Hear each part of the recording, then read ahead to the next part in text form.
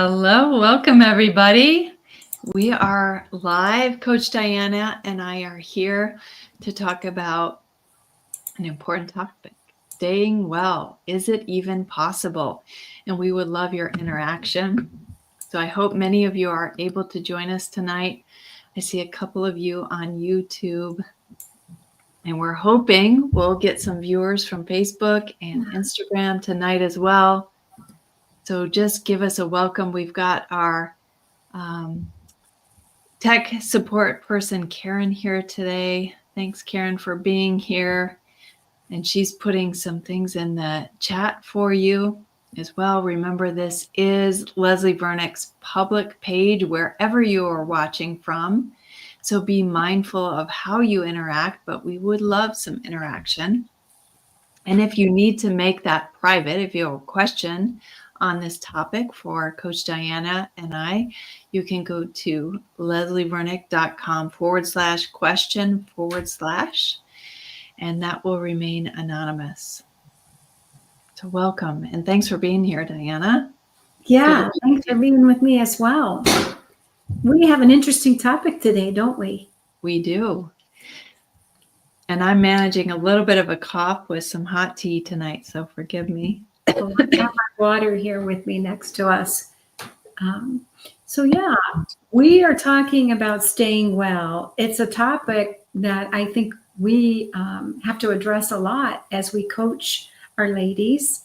As you know, Susan and I are coaches with LV and Company, and we are here to serve you today and answer some of the questions that you might have about what does staying well even mean? Mm-hmm.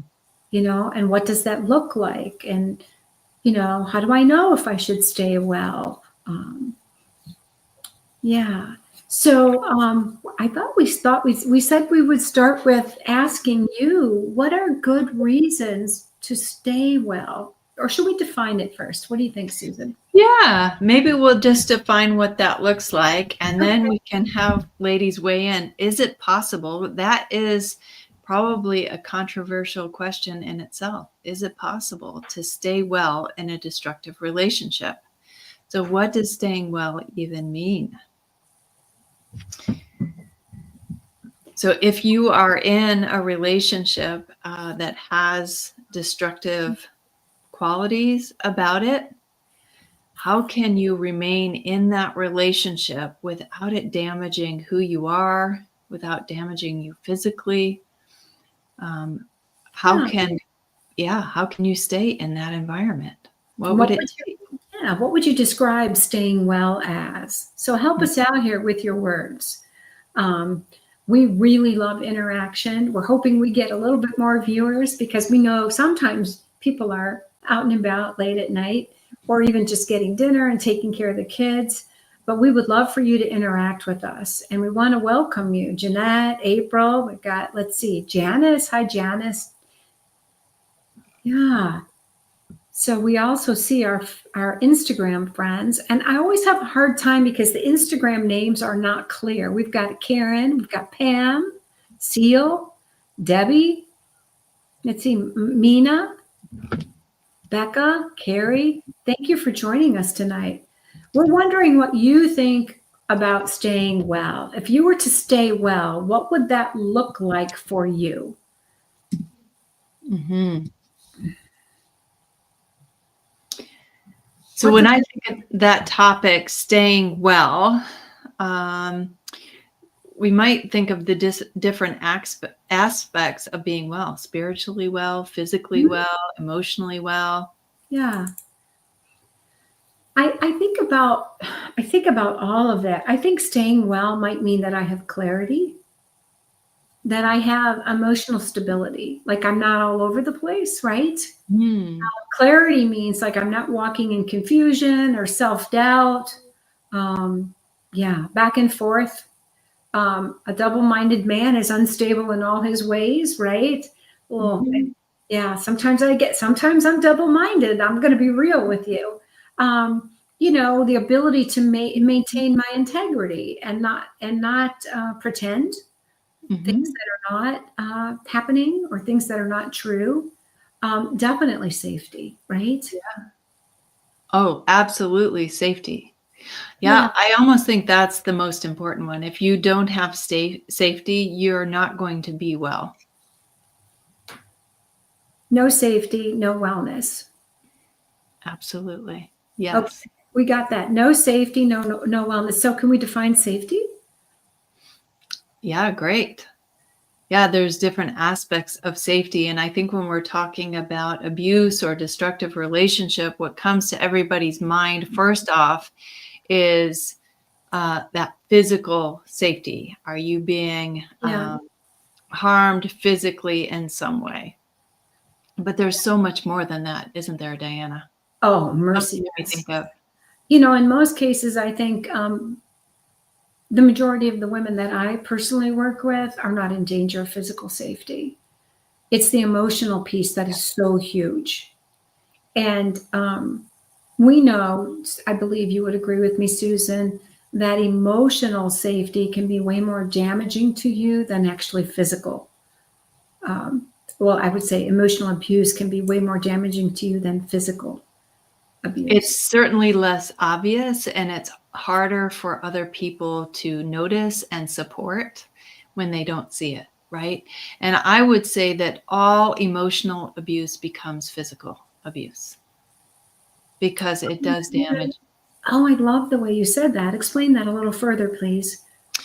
Well, it is not possible. Your body begins to break down if you're being emotionally abused or spiritually abused, financially abused. The Yeah, stress on your system, um, it resonates with your whole body, right? And it affects your whole body. absolutely. And then you start to see physical results of that, maybe in autoimmune disorders, increased inflammation, heart issues, right? Mm. Yeah. Yeah. Migraines. Cortisol overload does tremendous damage to our bodies. Oh, it does. Yes.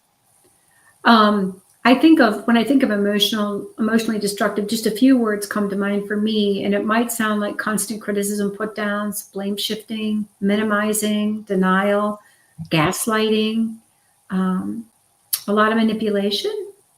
Mhm. Yeah, all of Yeah. those terms. A lot of manipulation, power and control, coercive control, oppressive control. So yeah, yeah. So those are safety issues, and you have to measure the degree to which you're experiencing that and its cost to you to know whether or not you can stay well. Mhm. And then there's the spiritual piece. Go ahead. You were going to say something. Yeah, the spiritual piece is important as well. Mhm.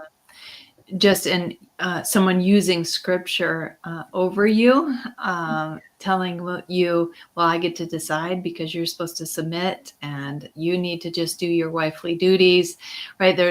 They can pull up scripture to bash you with, confuse you with. Hmm. What were you going to say about that, Diana? Um, I was going to say that sometimes it can be spiritually, I don't know, but I think it can be spiritually destructive. This is my definition. It's really hard to live with someone and walk with someone in close companionship who doesn't share your value system. It will affect you. It Mm-hmm. will affect how you live out your life. And Henry Cloud's pretty clear about the people that we choose to walk with, how it will even affect the amount of money that we make. But when I think about spiritually, I think about becoming complacent. If you have someone who's destructive to you spiritually or doesn't have fervor about their relationship or walking with God, imagine walking with someone like that. How long would it take for it to dim your light, right? It's going to erode aspects of your fervor and your intensity for Christ. That's just reality. But then there's, weaponizing scripture against you, shaming you for your beliefs, or maybe using spirituality to control you. Those are all ways that we can experience spiritual abuse that can be damaging to us. Mm-hmm. Yeah. And we can survive in these relationships through detachment, emotional numbing, and coping, but that's not really thriving. That's just self preservation. And when we talk about staying well, Susan, we're using the word well, right? So, yeah. So our question to you then is really, what are good reasons to stay and to try to be well? And then I think a little bit further we'll talk about what staying well really looks like. Correct? Mm-hmm. Yes, we can do that. Yeah. So true. Experiencing this. Wow. The stress and toll of living in emotional abuse ultimately results in physical abuse. Yeah. We are damaging our bodies. Mm-hmm. That's a quote that's going to live on forever, Susan. I didn't make that up. No? Yes. And so if you're noticing you're not emotional safe, you're not able to relax around that person, the question we have for you is it possible to find safety? So maybe you want to continue to live with them for a reason. There may be reasons to do that. And then we'll look at what kind of things can you do to find safety, even if the relationship itself isn't safe. So why might somebody stay in a relationship that's toxic or destructive to them? I know I've worked with many women who decide to stay because their children are small and they want to be able to parent 100% of the time. They don't want to be sharing custody with somebody that they don't trust. Exactly. They don't think is going to really be present with the children or safe with the children. And so their priority becomes raising their children. And so it becomes important to stay married for that reason. And that makes sense. Makes a ton of sense. There are other reasons.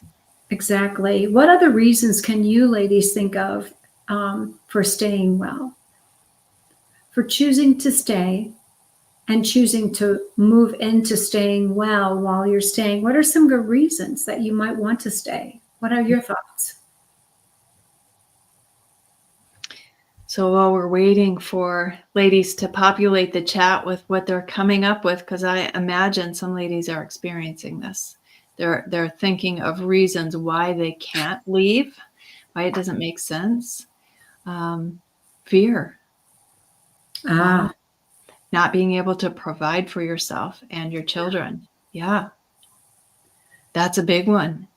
So if you've been married for a long time, perhaps you've been a stay-at-home mom, perhaps you're homeschooling, perhaps you haven't really invested in your own career, your education, because you have been, the agreement maybe in the family is that you stay home and take care of the kids and things at home, maybe the schooling. And so your time has been used valuably in that way, but you haven't been able to create a career for yourself, a way to earn money. Yeah. Yep, that makes a lot of sense. Yeah. So Bobby Joe is saying committed to value. So I'm curious, what values are you committed to? Right. What are those values that you're committed to that you would choose to stay? Mm-hmm. Especially if there's harm to you in some way. Exactly. I think, a woman in my decade of life or greater might choose to stay for other reasons. Sometimes you get to a certain decade in life and you find that you're not really strong enough, maybe physically, maybe there are health issues, or maybe to split the finances, you wouldn't have enough money to really care for yourself over these next decades. And when I think about that, I think that when we get to retirement age and above that, many of us may choose not to work any longer or may not be able to work any longer. So the financial piece is a real concern. And I want to say that because don't shame yourself if you're choosing to stay for those strong reasons. Being homeless is a reality, and you want to think that through very clearly. Mm-hmm. Yes, this is a hard decision to make, right? So you don't want to shame yourself, but just explore what options you have. And I would encourage you all not to make it about, I have to stay, but do tell yourself, I'm choosing to stay for a reason. Yes, I love that, Susan. Rather than have to, step into choosing. Mm-hmm.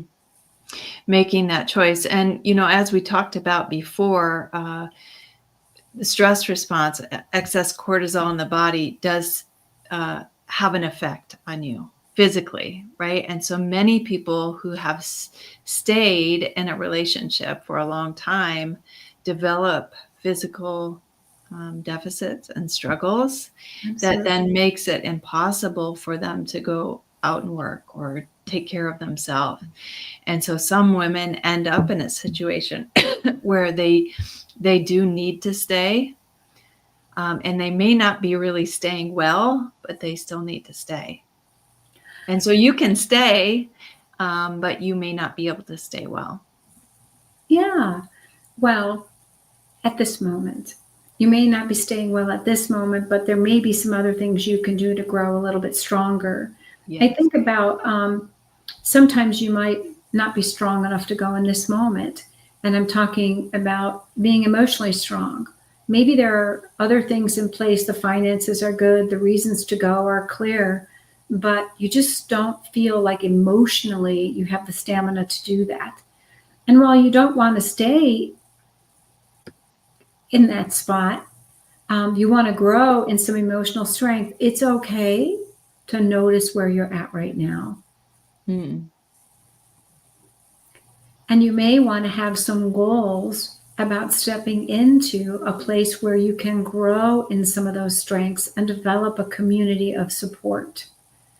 What was I watching?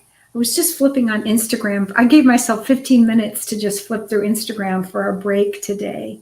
And I'm trying to think of what celebrity it was that says you need your girlfriend. Oh, I know, it was Jennifer Gardner. She was basically saying you need your girlfriends for life. And you do need a community of other women, especially if you're in a difficult place in your marriage. And I think finding a community of women that get you, right? That get you, that have you, that hold you, that understand you.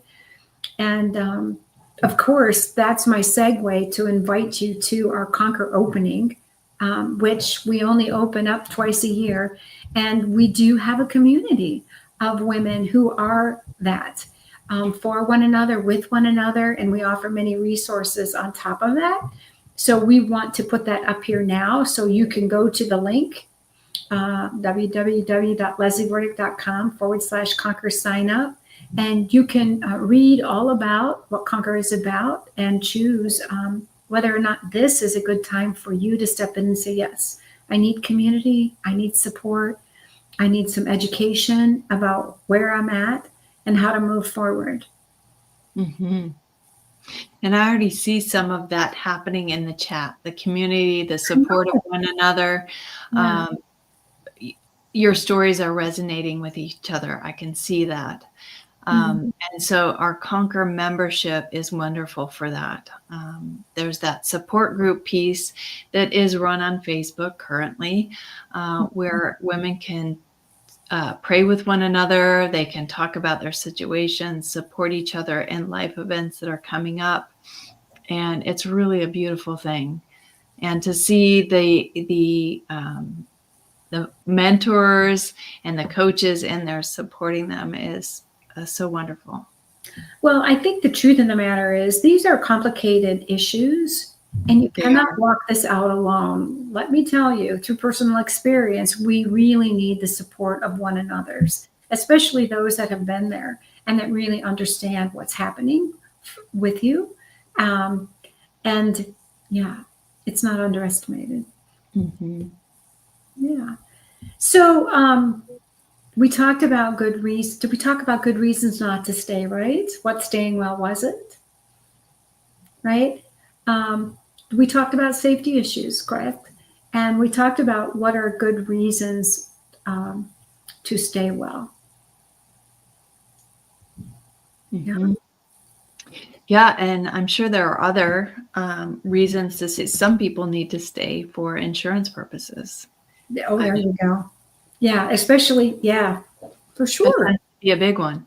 It is a big one. Yeah, or I mean, for goodness sakes, the price of housing right now is a little bit out of control as well.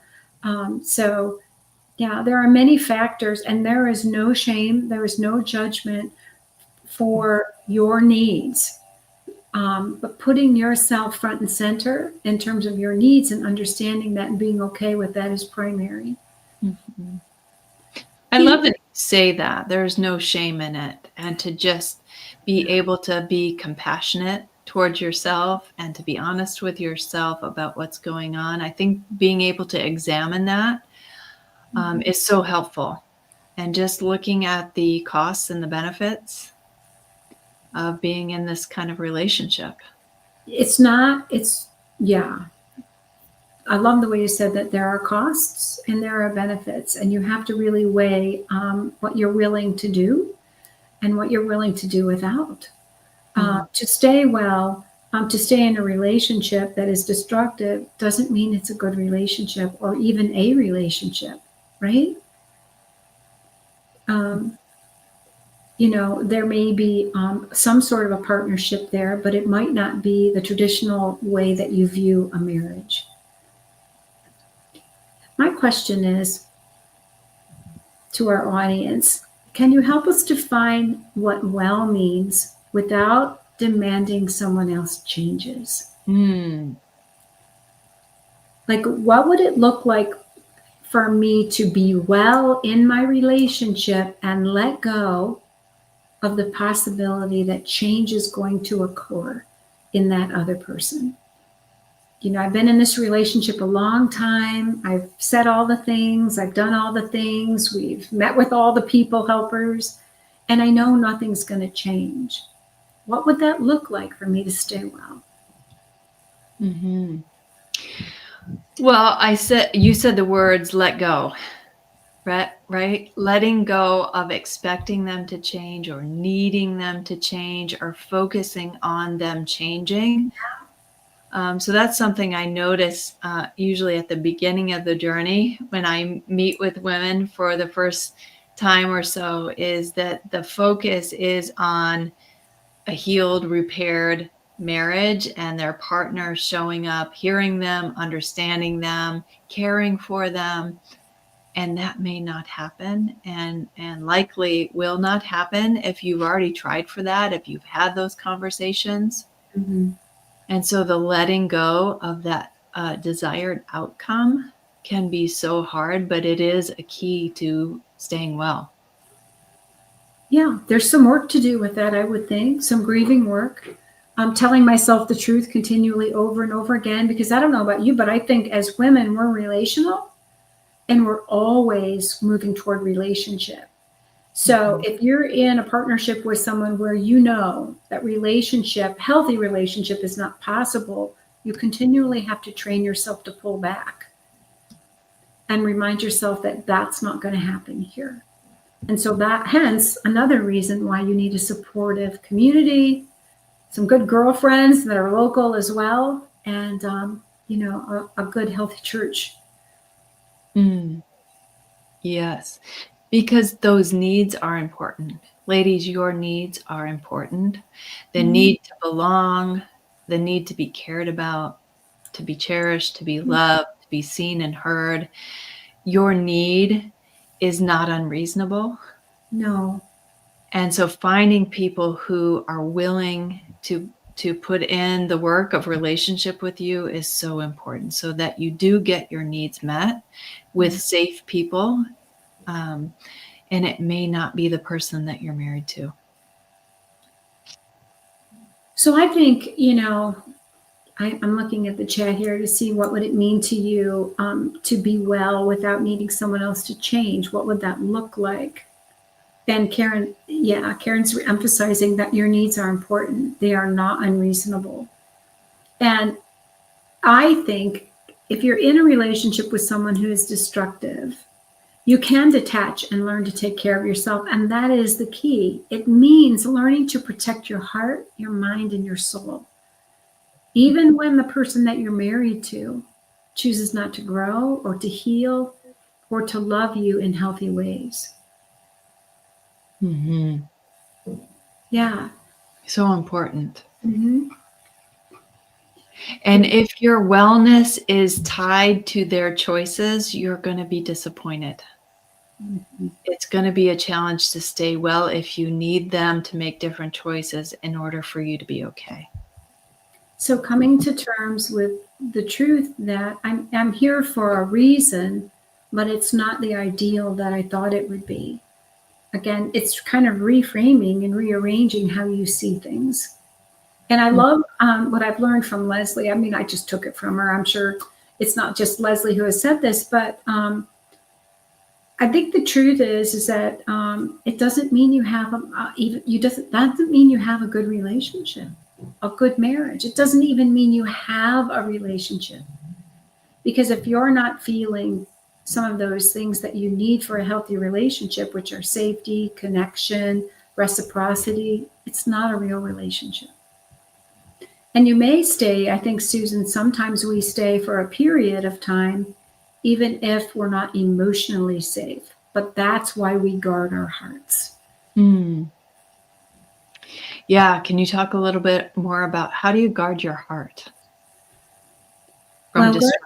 Yeah, guard. In fact, I think we just did this in our groups this week when we talk about, how is it wise to speak up or not speak up? Part of guarding your heart is not sharing the deepest parts of yourself with someone who will weaponize that against you or harm you or hurt you with destructive words or destructive behavior. So it's recognizing those patterns and choosing not to engage in conversation or in interactions with someone who has a reciprocal pattern of harming you with your words or your thoughts. So you wouldn't share your feelings with somebody. You wouldn't share your hopes, your dreams, or desires. Again, you see this isn't a real relationship, right? Yes. Yeah. And so that's part of guarding your heart. Yeah.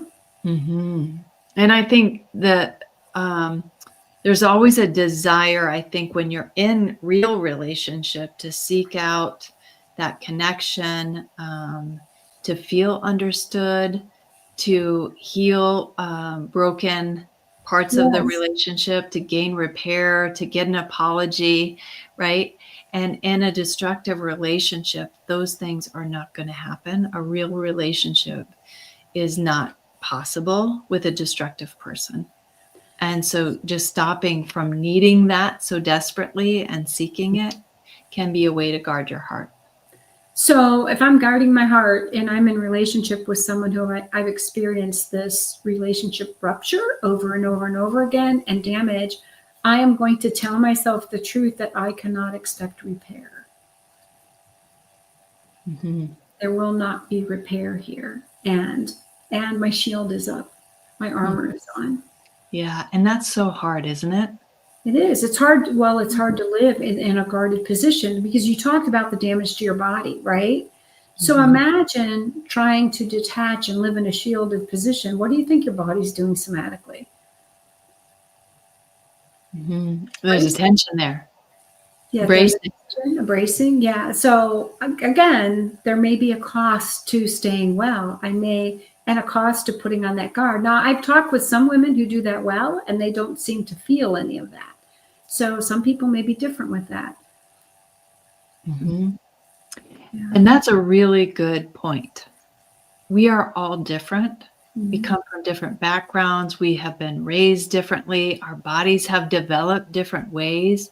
Yes. And that goes back to not criticizing or shaming yourself for wherever you're at.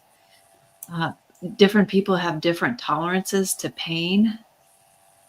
And so just allowing yourself to be you is so important. But getting to know yourself, what happens to you in this relationship, and not getting focused on the shoulds, like I should be able to tolerate this. I should be okay. I shouldn't feel so much pain over it. Be honest with yourself. If it's painful, yes, call it what it is.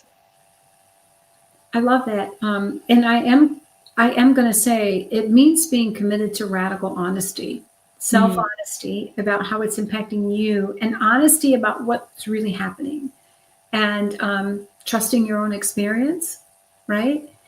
And telling yourself the truth about what your person does in terms of their behavior. Yeah. And asking yourself some good questions about the relationship.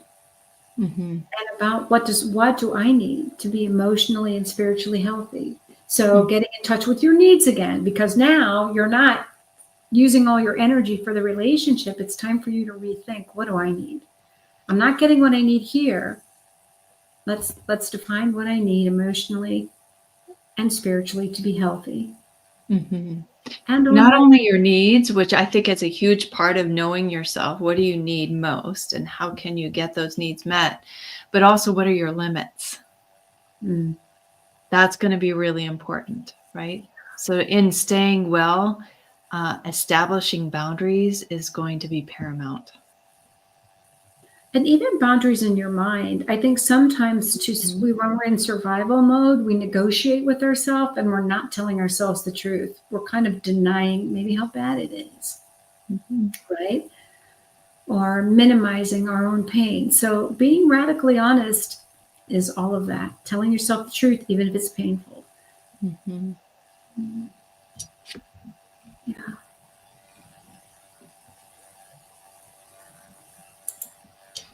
What else would you say about staying well? What are your thoughts, ladies, as we're talking about what it looks like to stay well? It looks like work, doesn't it? Yeah. And Bonnie's saying, and this is so important, Bonnie, it's grieving everyday dream that you once had for what you believed you would be at this stage of your life and packing those beautiful dreams away tenderly. Yeah. There's a lot of grief in staying well, I think. You'll have dreams and wishes for what you want the relationship to be. And when you're radically committed to reality, there is a loss of expectation that can be so painful, and it is worth grieving that. So grief is a part of wellness, letting go of illusions, hopes, expectations. Yeah. Yeah, feeling your feelings, grieving your losses is all a part of that. I mean, sometimes I think it's easy for us to think, I don't want to feel those bad feelings, and we feel like we're in a better place. But quite truthfully, your body is feeling it, it's carrying it, and we really need to be in a place where we can maybe be with one another in our grief as well, and just to allow ourselves to step into that. Yeah. Not wallow in it, but really honor it and experience it and feel it. Yeah. Yeah, and allow it to digest, right? To actually Mhm. process, to move through your system. Yeah. So when we numb it out or ignore it or push it away, it doesn't go away. It just resides deep in your body and it comes out in another way. So it's much better to give it time and space, to allow it to exist, to grieve it, to process it, and move through it so that you can accept reality. It can be ugly. Just Grief, saying. grief is hard. Yeah. Yes. I mean, to be truthful, the ladies in our community aren't, they're not weak by any means. I mean, you know, um, tough women who are really embracing hard truths and working really hard to move through all of it. And we do want to invite you again to join our group of women. It's our Conquer memberships that Leslie started years ago with just a few women who needed support and who knew it would grow this strong. Um, and so there, I think we have over 3,000 members in there now. And we would love for you to look in. It's only open until April 18th. And we have the link up for you to go to. There are so many things that are going on in the Concord community, too numerous to name here. Lots of opportunities for interactions, for support, collegial relationships among other women. And we have a lot of educational materials for you. The coaches will do 2 calls per month for you to join in and ask your questions, and we'll coach you around some of the things that you're confused about, and some of the topics that we've been talking about. But literally, like you ladies are getting the Facebook Lives, and a lot of what we're speaking about, teaching about, is really operational in our Conquer membership library, where you can dive into these topics, and you will have handouts and worksheets so that you can walk into these transformational truths and really grow. Mm-hmm. Yeah, Jean saying, I need support. Jean, I hope you go to the website, lesliebernick.com/conquer sign up, and just read about it. See if it's right for you. This is a very incredible group for a very low fee. It's still shocking to me, all that's offered in Yes. this group. And Karen is sharing that this is the month of the 10th anniversary of Conquer. So in the 10 years that Conquer has been around, Leslie and the staff have really shaped this in a way that's been meaningful. It's grown tremendously, not just in members, but in what is offered in terms of support. Oh, yes. Mm-hmm. And there are so many things, like Diana said, that you can be involved in. And so I hope you do go and explore that if you are like Jean and need support. And Jean, if you need support tonight with regard to this question, I hope that you've submitted a question for us. Right. So we have a few more points to go through. Would you like to do that? Sure. So I love this next one that we had talked about. Staying well means being rooted in your identity. So I want to ask you, ladies, how many of you have lost who you are? Because you've been working so hard on your marriage. Your focus is off of the Lord. Your focus is on fixing it, healing it, making it work. Maybe it's tied to your own idea of your success, or just fulfilling the American dream or the vision of what a family looks like, and you're broken by that. But staying well means staying rooted in your identity, and we want to help you with that. We want to help you establish what a strong identity is for you as a woman of God. Mm-hmm. And what I notice oftentimes with women who are in destructive relationships, as they begin to resist abuse, they become somebody they don't want to become, right? They get so protective and adamant about not abusing that they begin to look more like the abuser than themselves. Absolutely. So I think, we talk a lot about boundaries as well. Staying rooted in your identity is also what you own and what you don't own, and what you're responsible for and what you're not responsible for. And so staying well means, again, letting go of taking ownership of what is not a part of my ability to change, but taking ownership of my one precious life. Here's a quote. I didn't cause it, I can't cure it, and I won't carry it. Yeah, that's a good one. Mm-hmm. So how many of you have a situation in your life where that's true? I didn't cause this, I can't cure it, and I won't carry it. The boundary part of that is I won't carry it. It doesn't belong to me. Yes, that takes practice and letting go, and continuous. So here's a thought in the chat. Amber's saying, I'm single. I don't know if it will help. So Amber, it may help. I don't know if some people who are in Conquer it's not because they're married in a destructive relationship. It may be a destructive relationship with a parent, a boss, a sibling. So if you have been in a destructive relationship that's torn you down and created this loss of self, I think Conquer would be for you. Yeah. So I would say go ahead and check out the link and read about it and decide. I think many of the principles that we have in Conquer are not just for women in destructive relationships with men, but also just relational as well, and how to grow strong. But we do really generate a large pool of women who are trying to really understand and grow strong in destructive relationships. Yeah, and I wanted to go back as you were talking about Conquer's now open until April 18th.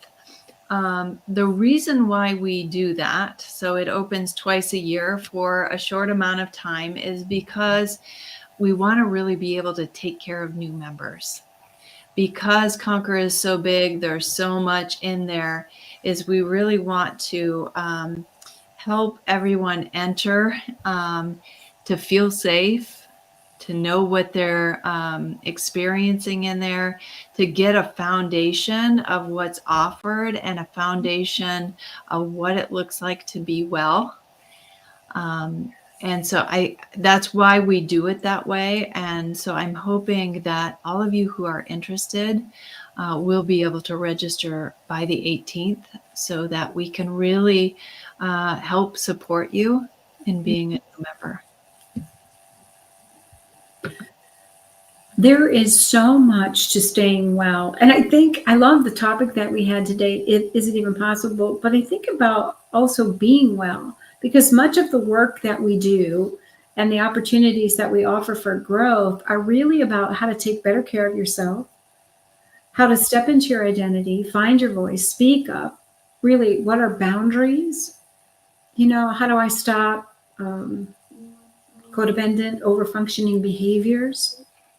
And really, how do I own my side of the road? Mm. I mean, that takes a bit of contemplation, right? And self-reflection. And so much of our materials are designed to help you walk, to have you self-pace, walk through those things. But then also there are other women on our Facebook group that you can choose to toss that about with. Mm-hmm.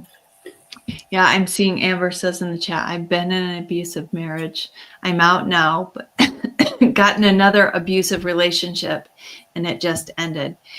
So what I would say, Amber, is that you have got in the habit of experiencing destructive relationships as normal. They probably feel comfortable for you for a reason. And it's easy for you to kind of get into that chaotic dance with a destructive person. And so it would be helpful for you to be in Conquer, to have a reset about what a healthy relationship can look like and how you can change your part in that dance and recognize destructive patterns to really get some clarity in what destructive relationships are all about, and stabilize yourself to become who you want to be, and to gain that strength and confidence to move into a healthier relationship. Absolutely. If you find you're in a continual pattern, Conquer is for you. You don't want to reenact that over and over. Not one more time. Not one more time. It's too costly, isn't it? Oh, mercy it is. Yes. Especially if, we've got life to live. Not that way. I love what you said. You have normalized being in abusive relationships. It feels normal until it doesn't. That's why we need to do the work. Mm-hmm. Yeah. Should we go to questions? Yes, let's do that. Okay. This one says, this is a helpful topic. I'm trying to understand how I can stay well. I just don't know if I can. I have those health issues you talked about. What can I do to help make this decision? Great question. Oh, mercy. What can you do to help make this decision? Well, boy, I don't know where to go with that, Susan. Do you have some thoughts? I'm trying to understand how I can stay well. Just don't know if I can. So you bring up an important point. You may not be able to stay well. Mm-hmm. And not everybody can stay well. And it's not because you're weak. It may be because the destruction is so toxic that staying well is not possible. And I said it before, you can stay, and maybe you have stayed, and that's why you have health issues, but it may be impossible to stay well. It's like if you, your house has a carbon monoxide leak and you've decided, well, I just want to keep living there. Mm-hmm. And I'm going to determine myself to be well. Yeah. It's not possible. If you're breathing in toxic air, if you're in a toxic environment, your body will respond to those toxins and you won't be well. So I think you can try to stay well. And so we help women in Conquer kind of walk through the steps to get healthy themselves. And in doing so, you will recognize, is the other person going to accept the modeling of that and maybe change their dance steps along with you? Or are they going to escalate? And so this decision to stay well, maybe for the moment, but it may unfold that you change your mind at a later state. And that's okay. And so, we can define staying well in a couple ways. A lot of times I think when we talk about do I stay or do I go, what does do I go mean? Mm. And in your mind, you might be thinking divorce. But maybe if you're not physically well, what you might need is some time away to see how your body does. And it might be an extended amount of time. I don't think anything short of 2 months is going to make a difference for your nervous system and your body. But if you have a place to go where you can have a respite, that might be a great way for you to restore your strength and for the potential for him to have some consequences to see if he can do some work. So when we say, when you're saying, how can I stay well if I already have health issues? Maybe a brief respite would help you to recover. And I think I had a friend who left a very destructive marriage. And the comment that she made to me was, she said, Diana, I didn't know until I got away what my body was carrying. Mm. And for those of you who are experiencing just all of this somatic and physical, biological repercussions of being in destructive, you might understand what you're carrying. But sometimes we really don't know until we get away for a bit. And then we recognize when peace enters in, a little bit more rest. Mm-hmm. And really, the Conquer program is designed to help you make this decision. So the Conquer journey is what we help women come into as they're new to Conquer, is kind of moving through these steps of awakening. What kind of situation have I been in? How do I get safe, which may mean temporarily leaving your environment for a time, may mean other things as well.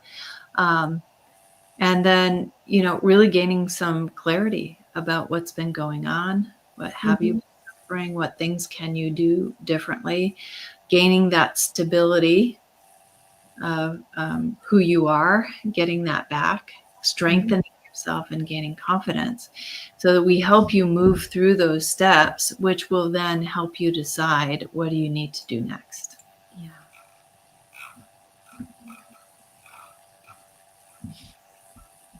Any other thoughts? I think we covered that one well. Would you like to take another question? Yeah. Okay. My husband used scripture to control me for years. It broke me emotionally, spiritually, and physically. His belief system now is the same, but I'm stronger and have set boundaries. Even so, my children and I are dealing with the aftermath. He sometimes gets upset at me over what seems like the littlest things. I'm not sure how to deal with that still, because it brings up in me everything that he has done to our family. Right now is one of those times, and I don't know what to do or how to act around him. Sounds like you're sort of in a moment of crisis, maybe. Mm-hmm.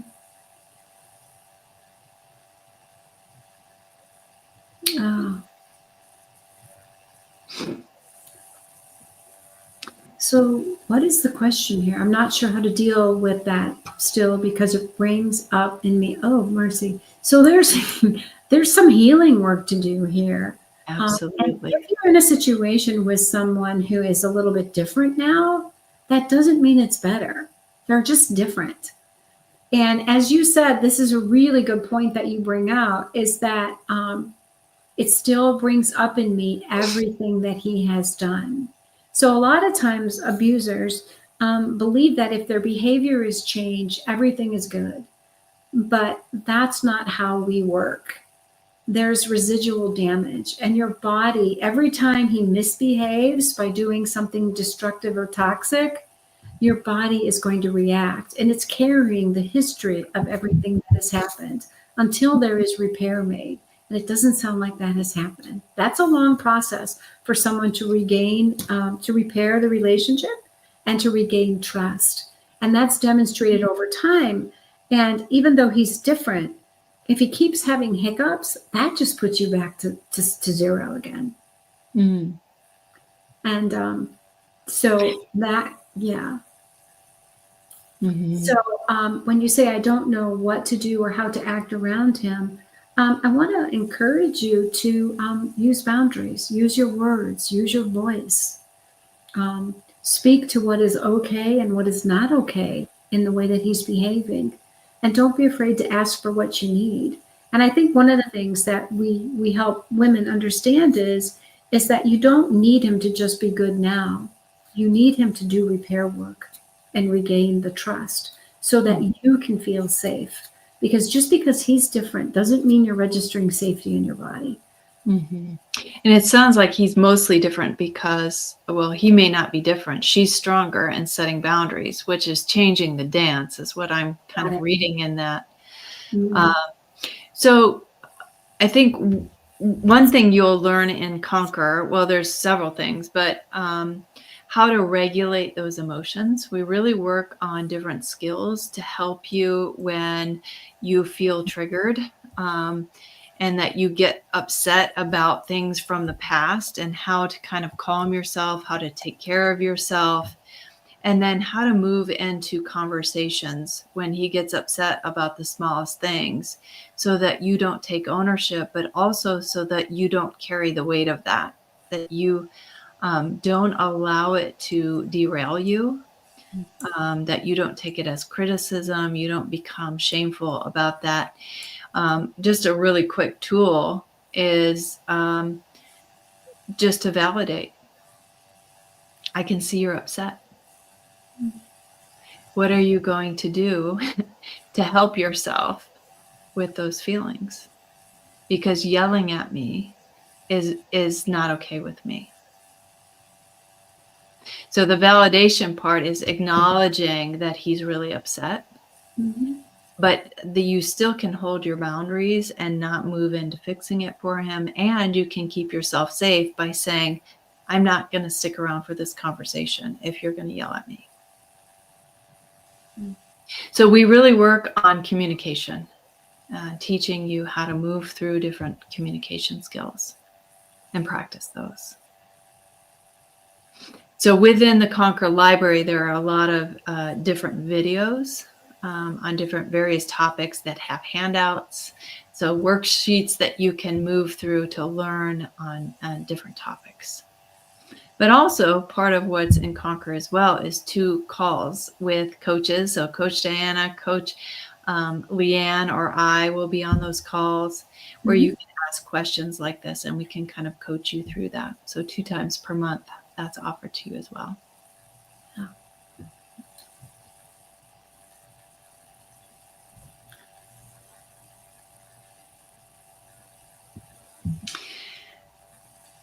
You ready for the next one? I am. How is staying in a relationship with an emotionally abusive person not effective for your children?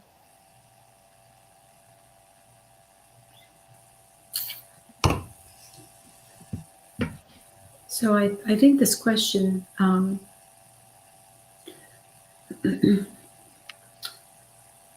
really speaks to what the children are witnessing and how they are learning about what relationship is, what safety is. I used to think that I could give my kids books and I could explain things to them, but what I recognized as they got older and left, that so many things were caught rather than taught.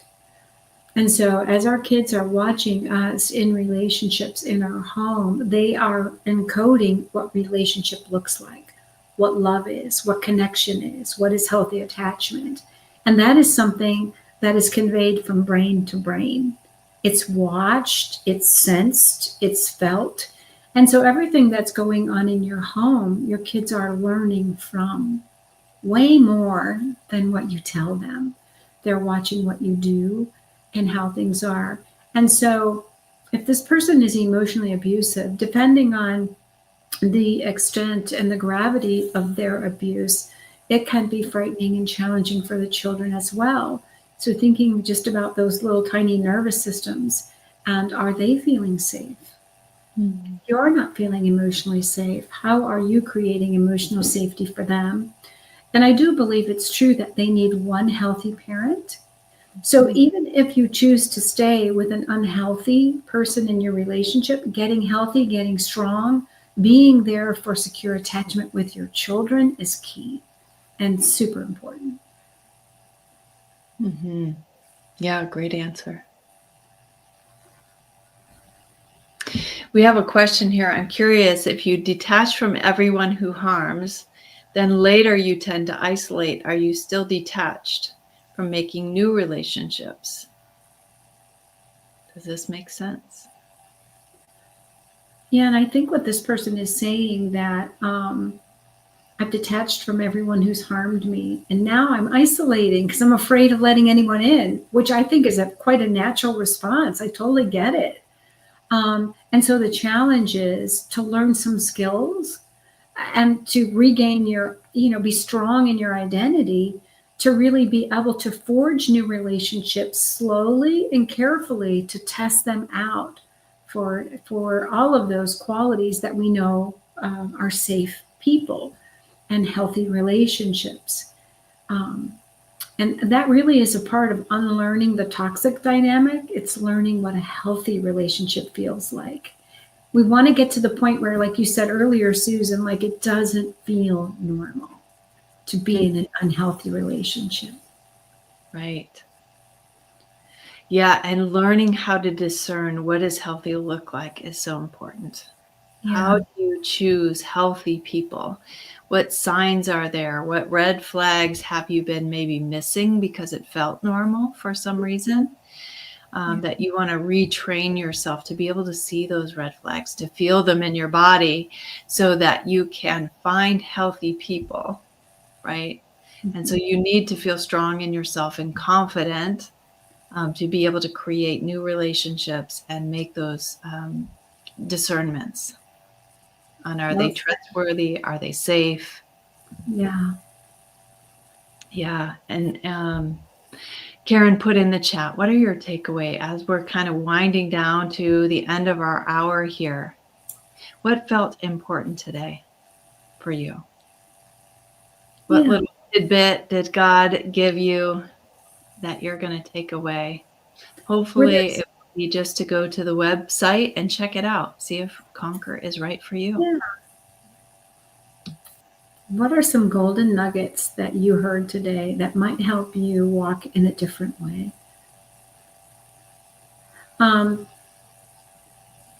The charges that come through, just to answer Leslie's question, usually I would suggest that if your husband sees it, you're not going to define this for someone that you're wanting, who's destructive to you, as it's a group for women in destructive relationships. But Conquer is about empowering you to be all that God's called you to be and to help you in relationships. That's a great way to frame it with your partner who might be a little bit concerned. And when the charges come through, they come through as LV and Co. So that's a little bit easier to, I don't know, as an explanation for what you're paying for. But I do think that we're worthy of our own growth and care. And it's just a women's group. Mm-hmm. Yeah. So maybe that will help you. So yeah, let us know. What are your takeaways as we kind of close for the day? Mm-hmm. It's pretty late here for Susan and I. It is. Those of you on the East Coast as well. I just wanted to respond to that as well, what Leslie said. Part of what is in the Conquer membership is a little pamphlet that the members have put together of how they've raised money to stay in Conquer. So your first month is going to be about $37, right? So if your husband holds the money or you don't want him to know that you're in the group, is can you find a way to earn $37 to get into Conquer? You can buy a Visa card at the grocery store, right, and use that. And then also finding other ways to earn money so that your husband's not the only one holding the money, so that you do have freedom. We do believe that women are important and they should have advocacy over their own life. Yeah. And part of that is becoming independent, to make your own decisions, to have some of your own money. And so I hope that's helpful. So I just want to mention, we're going to be, again tomorrow, Coach Leanne will be on at 7:30 talking about detachment versus indifference, understanding your heart in relationships. And so we hope that you join us there. And we're so grateful that you're here with us today. And I'm going to say goodbye to our Instagram friends now. Thank you for being with us. Yes, thank you, ladies, for being here. We hope you have a wonderful night and that you're able to join in tomorrow. Absolutely. Good night, ladies. God bless you. Good night.